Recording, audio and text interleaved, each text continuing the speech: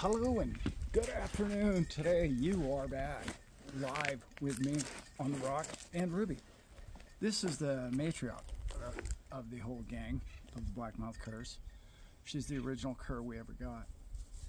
That's my Ruby girl. She's pretty much my dog. We hang out a lot. The other two are not offspring, but they're to be bred together. They've recently bred together, actually. We'll be having pups from both of these two. So that's Goldie, the blonde one over there you probably can't see, and this is his face right here. This is our buddy Jesse. I know he's got kind of a longer nose right now, but you know, yeah, he's a good dog. We are in a crazy time right now. I know I say that a lot, but I've never seen such a public figure as a man of the stature of Larry Fink come out and say what he said just yesterday about all of us and the coins in which you and I bought. I know, it's crazy. Excuse me. Hopefully the sound's better. I got some better microphones and it should work better with the wind out here. We ended up buying something way out ahead of history, and it's going to pan out really nice for all of us. A lot of us are going to exit at different times, and it's going to be different ways, and you're different age than I am, and you're in a different position in life, and all of those things are to be played for still. So we don't really know yet, okay? Exit strategy, we're still working on all that. Everybody, I had 2 or 3 of them sent to me by some of my great Patreon members. Unbelievable. Great strategies. We're going to tie them all together and figure out what we're going to do. I know it's a little early to be talking about exit strategy. However, yeah, that just happened. The 2 dogs just chased the cat up the way. Don't worry about the cat. She'll be fine. So we ended up in a place, in a coin, in a space, and an industry which is an industry now, and it is going forward. I want to talk about Mr. Fink and what he explained to the rest of the world who were listening, okay? All the people at the country club, all your uncles and father-in-laws and all these people that think they know what money is, and oh, we know more than you, we've been in bonds, and we're 60-40 portfolio, and we got it all figured out. You don't know what you're doing, youngster. You're completely wrong. Show them that 2-minute video of what Larry Fink said that you and I have known, and we've been talking about, that fiat is on its way out, and you better get yourself an asset that replaces a fiat, okay? You better find one, because just stop and think about this now. If you're in a currency that is, well, let's just say dollars of any kind, of any country or nationality or any of those things. Sorry, I got distracted by a car behind me. There's never cars around my property. So that fiat currency we've known has been dying or dead for a very long time. It's in a stage of decay. It's not dead, it's just, it's rotting away, and it's slowly, it's going to take decades. I know it's probably going to take longer than any of us would like to see, but we do want to see a great solution. He came right out on Bloomberg, I believe it was, and told everybody what you and I already knew about the decay of that dollar and what you could do about it. Now, he specifically mentioned Bitcoin. However, that's what this video is about. I'm going to talk about the other chosen horse, in my opinion, because Bitcoin is, to some degree, so far out in the lead, it would be almost impossible for any other coin to market share surpass it overnight anyway. Don't get me wrong. There's some coins out there that could beat it in the long run because of technology, as we all know, use case, usability. It's actually got better on-ramp and off-ramp and all those other things. As far as use case, it could surpass. But there's only really one, in my opinion, Bitcoin, that could surpass the value of gold, or the value of all things.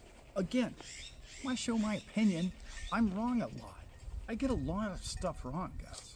Sometimes I wonder why I even make YouTube channel. Like, what you got to, Sometimes I get on a roll and I get 2 in a row right. It's really rare, you know, but anyway, sometimes I get them right.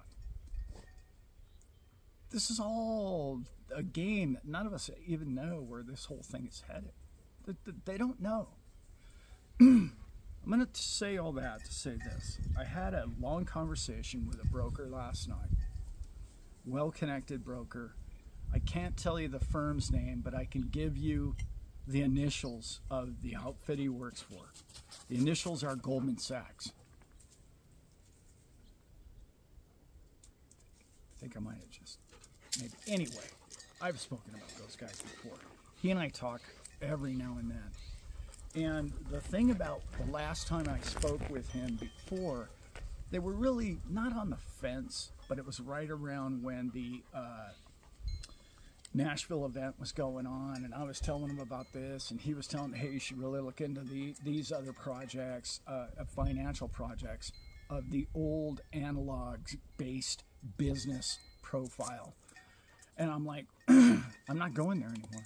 I have no interest in the old building a car wash or creating a construction company or any of those kind of things. That's not my interest. That's not where my mind's at. I don't mean to be such a futurist that I can't understand the beauty of building a beautiful home. I don't mean it like that. But what I mean is, if I'm looking for investments and if I'm looking for a place to go with those investments, it's going to be digital and it's going to be the future of all things. And that's where we're headed with this. So when he recommended that I watch a couple of things, okay, I'll watch those things and you watch my stuff. And then this was about, I don't know, I guess it was about a month ago, 6 weeks ago. And it was probably, I'd say the hardest thing for me to watch, because everything he was showing me was such a 10-year-old business profile. I'm not, like, it's really hard for me. It's like nails on a chalkboard now. I don't get it. These people don't get it. That was simply, what, 5-6 weeks ago, right? I don't even know what the date was in Nashville. But however long that was. He's done a 180 since then.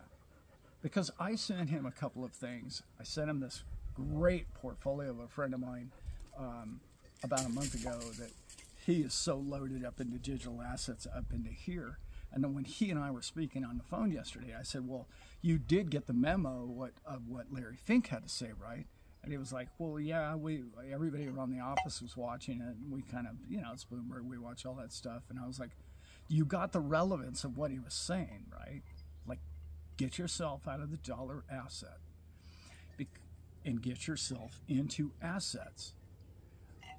But the nuance of this is really important that you follow what I'm about to say. It's not about the nuance of getting into an investment asset. It was the nuance of what he was saying about getting out of the fiat-based asset. In other words, get into something that replaces money. Because of the printing that's going on, and he sort of blamed it on other countries more than the U.S. I don't know if you caught that, but he did, and it was very telling. I said, listen to it again. You missed it. You missed the whole damn point of what the man was trying to say. And then he got it. And then he was like, you're right. He's not just directing everybody out of fiat. He's directing people out of not just equating things to the fiat price, the retail price, that we make all that mistake as well all the time. The price of your XRP coin is not the value of the XRP coin. You and I know that. Hopefully my new mic is helping with the wind. He got it. And it was very, very poignant and very, very specific. He was very vague about it, but the matter of the understanding of what the reason was behind saying what he said was very telling. It told a massive story, and it's a big story.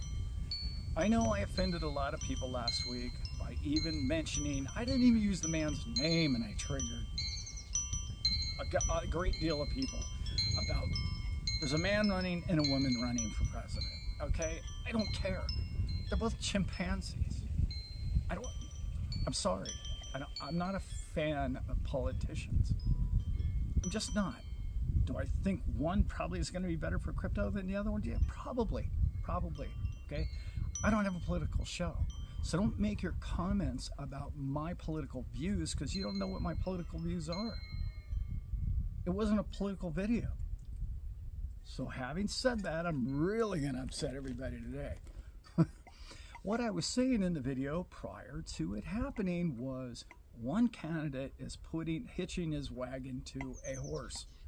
I know, he's a rug puller, he's going to ruin everything in the world, and he's doing it on purpose only to enrich himself, and only so he becomes a trillionaire and everybody else gets poor.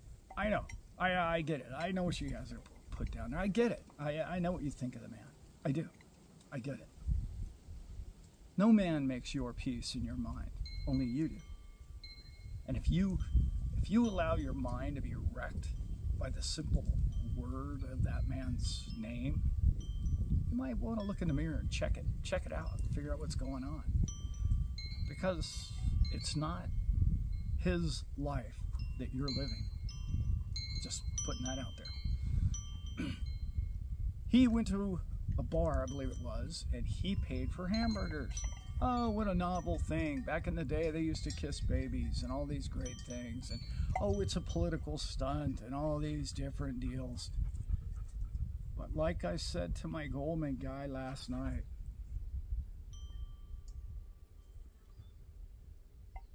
you need to look behind the curtain.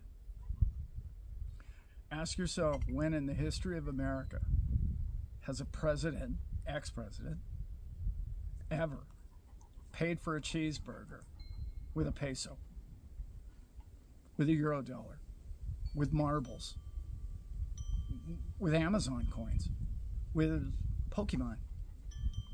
The answer to all of that is never. The man is an ex-president who never liked crypto. I'm going to call him crypto. Never liked them. And now he's using, in the country of the United States, in which he chooses to be president of and has been president of in the past, and he wants to use it as a currency, a alternative currency on the barrelhead for a transaction in the United States of America. I want you to think about that. And think about what Larry Fink said. They're printing too many of these other currencies. It's a hedge against those fiat monies. By buying Bitcoin, you're hedging against the fiat currency. You're not hedging your bet against a gold purchase or a real estate purchase. It's a bet against the currency. Gold's a bad example, but you know what I'm saying. It's not a bond, it's not a stock, it's actually money. In 2 days, two very significant people, whether you like Mr. Guy running for president or not, okay, that's your choice.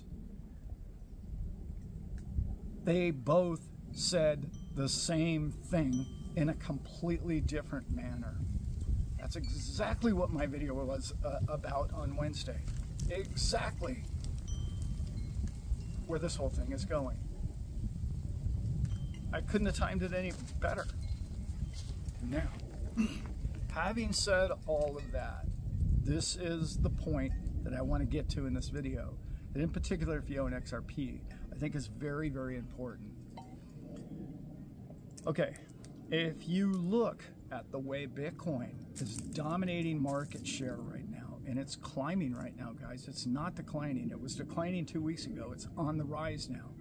This is very poignant to me. This is a very key time for cryptocurrencies. You want Bitcoin to be strong right now.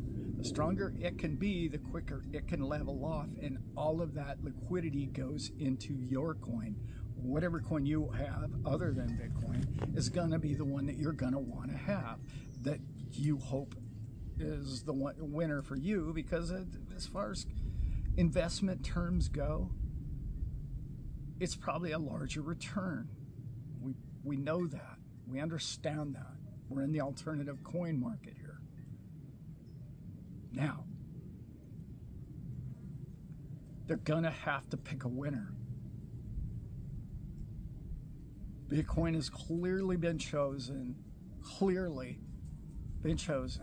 as an asset, as a fiat storage of wealth for security of the downfall of a fiat-based monetary system. Both men told you that in 48 hours. They told you that in 48 hours. However, it's a storage of wealth. They both told you that. One used it as a transaction, but he also used it to buy something that you would not trade something precious for a cheeseburger, now would you? He's going to learn to regret that, I think, one day, but he has plenty of money. I'm not worried about the man. Point is, you are now looking for what's the next coin, because in my opinion, the chosen coin has not been chosen yet. It hasn't been decided yet. We do know he's licking the microphone, so you know this could be a little, sorry about the optics, let alone the sound quality of the dog here. No, you can't bite it. He's biting on it now. That can't be good for video. Hey, I don't want to do this video again. I'd rather not. I'd rather not. No, you're not gonna. He sees a squirrel in the little black fuzzy. Yeah, anyway. Rodent, must chase. Squirrel. So, let's get back to where I was before I was so rudely interrupted by this puppy of a man here who's got squirrel on his mind and it happens to hang from my neck. You and I have if you own the top 10 coins, you have a shot at it. In my opinion, you're looking at, it's not going to be, the only choices that it could be are Ethereum, other than Bitcoin. Ethereum, no. Its market is too broad, there's too many other coins, there's too many layer 2s, there's too much going on. Some people would call that a plus, I call that a minus. I call the guy that runs the thing a bit of a loose cannon. I know it's not about him necessarily, but you got to think about those things. Solana, great technology, really fast. It likes to hit trees. It's a Ferrari looking for a tree. I don't know, maybe. Could be it. Could be it. It's not going to be Binance coin. As much as I love Cardano, and trust me, I own some Cardano. Okay, I've had it forever. I love the project. I like what they're doing. It's not going to be the future of transactions of all money, my opinion. Okay. The next coin down, and I know there's 2 or 3 other coins in there in the top 10. The next obvious choice, the most obvious choice, and you know what I'm about to say, is XRP. However, we have not chosen that winner. How do I know that? Well, I know that because when the market goes good, when they drop the basis points by 50%, XRP should have shot up 20, 30 cents, and it didn't. That tells you that its market share is not there yet. Its technology is, its relationships are there, it's kicked in all the banking doors, it's got all that, it's got all the people working in behind the scenes, it's ready to present itself to the world, and one day that FOMO is going to come out on one of the top 10 coins. There's no other bigger candidate. Remember, Bitcoin's a storage of wealth. Bitcoin is a place of collateral. Bitcoin is a place that, oh, okay, wow, that guy has 2 Bitcoin. That's like owning a beach house or something, right? That's like storage of wealth. So exactly what it is. XRP is going to be the FOMO coin that everyone's like, you don't have any XRP? What are you, crazy? You're out of your mind. It's the coin. Many people aren't even going to know what it does. They're not going to know all the relationships that you and I know about it. They're not going to know about all the ISO. They're just going to be driving a UPS truck, and they're going to be telling you you've got to own it because it's the coin. That's what I mean by the chosen coin. It's a network effect. It's a social event. It's something that people, as human beings, are emotional critters. That's what we do. That emotion of having to own it. He's just leaning on me right now. That's what he's doing. Like that emotion tied and connected to potential wealth and the ability to make it out of the financial situation they're currently in. It's going to be hung on that coin.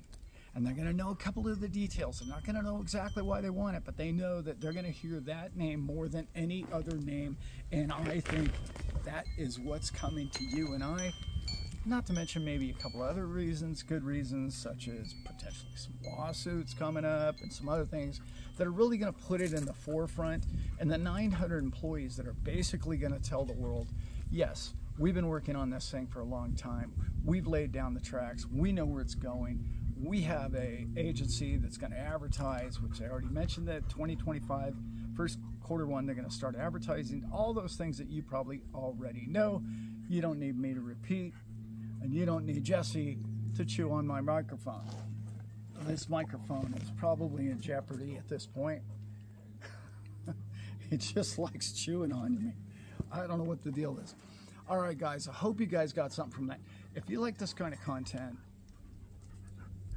watch it real in double speed and then go out and have yourself a good time. It's a beautiful Saturday day. Please go out and enjoy your life. I have some incredible shows coming up for you. I'm working together to help you on the back end of when you get out of a lot of these trades. You're going to have a place where to put your money, what to do with your money, and I think I can assemble some great experts that will help you out, that more than anything else, will be honest. And they'll do the right thing because they'll do it for you and me instead of just for the money that they're going to be making. Remember, when I said earlier in this video, the institution, this is an institution now. This isn't just a bunch of Bitcoin homies deciding we're all going to get rich with this Pokemon money. That's not what crypto is anymore. It's become an industry. It's a big industry, and you're way out ahead of it. You're in this massive driver's seat. The next 5 to 10 years of crypto is absolutely going to be the largest industry, maybe bigger than AI. I don't know, but all industries will be involved, and you'll be one of the people that were in way early, and you're going to be in a situation where your portfolio is going to look ridiculous, and you're going to need some people to help you with that. Hopefully, we're going to find some people that we can all trust, and that's what's really important going forward. Okay, I'm done video and wrestling a dog at the same time. So with that, we are out. So speaking of dog, I was driving my truck up the road the other day, and this dog comes running straight at me. I'm doing 40. And I'm slowing down, trying not to run this dog over. And I'm slowing down. I almost come to a stop, and he's standing in front of me. And I'm thinking, how has this dog survived this long? It was a road I never drive. I don't know. It's somebody's dog out in the middle of the road. And I thought, that's the weirdest thing. Then he came up to my window and just looked at me, just started wagging his tail. I thought, that's the craziest damn thing I've ever seen. Oh, okay. I turn around and I decide, well, I'm just going to drive around him real slow, and I look over, and this guy, where the dog lives,